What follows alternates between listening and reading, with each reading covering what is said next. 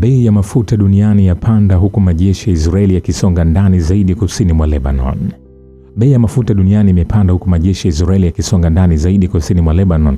Shirika la habari la Reuters limeripoti kuwa bei ya mafuta ilipanda kwa zaidi ya 3% baada ya Iran na Marekani kushambuliana, na huku utawala wa Israeli ukiwaagiza wanajeshi wake kuingia zaidi ndani ya Lebanon. Hatima ya mafuta ghafi ya Marekani ilipanda kwa dola 2.88 sawa na 3.3 na kufikia dola 90.24 kwa pipa. Na mafuta ya Brent iliongezeka kwa dola 2.78 au 3.05 na kufikia dola 93.9 kwa pipa. Wataalamu wanasema endapo kutatokea kuongezeka zaidi kwa ghasia au kukawa na hitilafu ya usambazaji mafuta na gesi katika Ghuba ya Uajemi, kuna uwezekano bei kupanda zaidi ya kiwango hiki. Hapo awali ripoti zilizodai kuwepo kwa maendeleo yanayotia moyo kuelekea mwafaka wa mwisho kati ya Marekani na Iran zilikuwa zimesababisha Brent na WTI kushuka na kufunga soko kwa upungufu wa 1.8 na 1.7 mtawalia. Hata hivyo, kushadidi uvamizi wa jeshi la Israeli nchini kumeondoa matarajio ya kuwa Marekani na Iran zingefikia makubaliano ya amani karibuni au kuongeza muda wa usitishaji mapigano uliopatanishwa na Pakistan. Iran imesisitiza kuwa usitishaji mapigano nchini Lebanon hauwezi kutenganishwa na makubaliano yoyote ya mwisho ya kusitisha vita, huku utawala wa Israeli ukituhumiwa kuendeleza mashambulizi dhidi ya Lebanon kinyume na makubaliano ya awali ya sitisho la mapigano.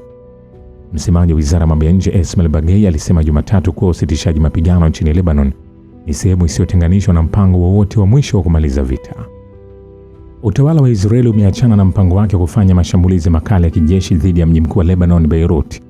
Hayo yameelezwa na Rais wa Marekani Donald Trump kufuatia onyo kali kutoka kwa Iran kwamba haitavumilia wimbi jipya la uvamizi dhidi ya Beirut, hatua ambayo ingekiuka makubaliano ya kusitisha vita kati ya Iran na Marekani. Kupitia ujumbe alioandika kwenye mtandao wake wa kijamii wa Trust Social, Trump alisema alikuwa na mazungumzo yenye tija kubwa na Waziri Mkuu wa Israeli Benjamin Netanyahu, ambaye mapema siku hiyo alikuwa ameliagiza jeshi la utawala huo kufanya mashambulizi kwenye vitongoji vya kusini mwa Beirut, hasa kwenye eneo la Dahiyeh ambalo ni ngome ya harakati ya Hezbollah. Katika taarifa yake hiyo, Trump alisema hakutakuwa na wanajeshi watakaoelekea Beirut na wanajeshi wote waliokuwa njiani wamesharudishwa nyuma. Mtawala huyo wa Marekani amedai pia kuwa amefanikiwa kupata makubaliano ya pembeni na harakati ya Hezbollah. Aliongeza kuwa vile kupitia wakilishi wa ngazi za juu, nilifanya mazungumzo mazuri sana na Hezbollah na wamekubali kuwa mapigano yote yatasimama, kwamba Israeli haitawashambulia na wao hawatashambulia Israeli. Matamshi hayo ya Trump yalikuja saa chache baada ya makamanda wa kijeshi wa Iran kutoa onyo kali kwa Israeli na washirika wake, wakitangaza kwamba majeshi ya Iran yatajibu mapigo dhidi ya uvamizi wowote unaoendelea na utawala huo huko Lebanon. Sasa tutazame lengo la Marekani kutokana na siasa zake zenye mgongano kwenye eneo la Asia Pacific. Waziri wa vita wa Marekani amesema katika mkutano wa Shangri-La huko Singapore kwamba Washington inatarajia washirika wake wa Asia waongeze matumizi yao ya kijeshi na ulinzi hadi 3.5% ya pato lao la taifa. Ikiwa ni wiki chache tu zimepita tangu kufanyika mkutano wa marais wa Marekani na China mjini Beijing, waziri wa vita wa Marekani amewataka washirika wa nchi hiyo wa bara la Asia kuongeza matumizi yao ya ulinzi katika mkutano wa Singapore. Siku ya Jumamosi, Mei 30, kwenye mkutano wa usalama wa Shangri-La nchini Singapore, Peter Hegseth, waziri wa vita wa Marekani, alidai kuwa kuna wasiwasi mkubwa kuhusu ongezeko la kihistoria la China katika nguvu za kijeshi na kupanuka shughuli zake za kijeshi kwenye eneo hilo na kwingineko. Aliongeza kuwa udhibiti na ongezeko la nguvu yoyote kwenye bahari ya Pacific utavuruga uwiano wa nguvu kwenye eneo. Hegseth pia alikariri msimamo wa Rais Donald Trump wa Marekani kuwa nchi hiyo haiko tayari kugharamia ulinzi wa nchi tajiri peke yake, na kusisitiza kuwa Marekani inataka mshirika na sio mtu aliye chini ya himaya yake. Matamshi haya yanaweza kukosolewa kwa pande kadhaa. Kwanza, licha pongezi za kidiplomasia za maafisa wakuu wa Marekani kwa wenzao wa China, hasa wakati wa ziara ya Rais Trump mjini Beijing na mkutano wa Rais Xi Jinping wa China, Marekani bado inajaribu kuimarisha msimamo wake wa kichochezi kwenye eneo la Asia Pacific kwa kuituhumu China kuwa ni tishio kwa mtazamo wa Marekani. Kadiri nchi za eneo zinavyotishika kuhusu China, ndio zitakavyotoa pesa nyingi kwa Marekani ili kudhamini usalama wao. Kwa sababu hiyo, Marekani bado haioni China kama mshirika wake wa kimkakati, bali ni tishio la hivi sasa kwa maslahi ya Marekani na washirika wake, ambapo washirika hao wanatakiwa kuongeza bajeti zao za ulinzi kadiri inavyowezekana.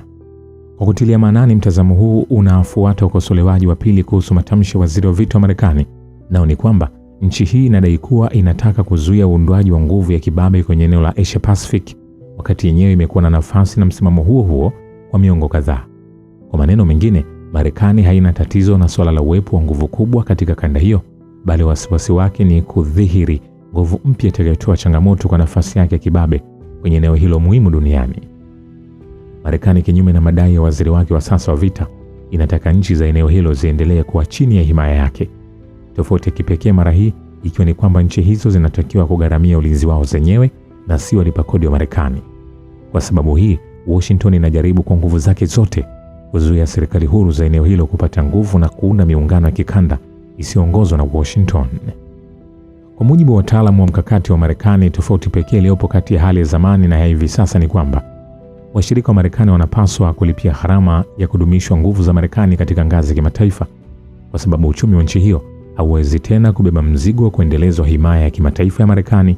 Kwa hivyo, iwe ni katika Asia Mashariki, Asia Magharibi au Ulaya ya Mashariki na ya Magharibi, nchi tajiri zinazofungamana na Marekani sasa zitalazimika kutia mikononi mifukoni na kulipia utashi na mipango ya kijeshi ya Marekani kwa madhara ya ustawi wa raia wao. Kwa maneno mengine, nchi ambayo ina deni la karibu dola trilioni 40 na baadhi ya mipango yake ya ustawi na kijamii imevurugika kutokana na ukosefu wa rasilimali za kifedha, inazikodolea macho fedha na utajiri wa nchi nyingine ili kuzinyang'anya fedha na mali zao kwa kisingizio cha hatari bandia ya China, Russia au Iran. Ni kwa sababu hiyo ndio maana kwa upande mmoja Marekani inaendelea kubuni maadui bandia katika kila pembe ya dunia, na kwa upande mwingine washinikiza washirika wake waongeze bajeti zao za kijeshi kadiri inavyowezekana, bajeti ambazo iwapo zitaongezwa zitaibua mafuriko ya madai ya ulinzi na usalama kutoka kwa makampuni ya Marekani, ambapo faida za madai hayo hatimaye zitaishia kwenye mifuko ya makampuni na uchumi wa Marekani. Run kwa Babu Kivita. Mimi ni The Rich Voice.